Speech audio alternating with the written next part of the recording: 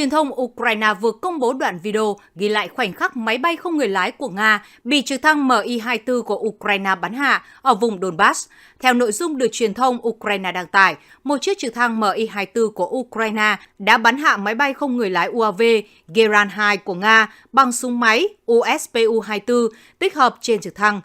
Sự việc xảy ra ở vùng Donbass của Ukraine. Đoạn video do Ukraine đăng tải đã ghi lại khoảnh khắc súng máy bắn một loạt đạn và phá hủy chiếc UAV đang bay lơ lửng giữa không trung.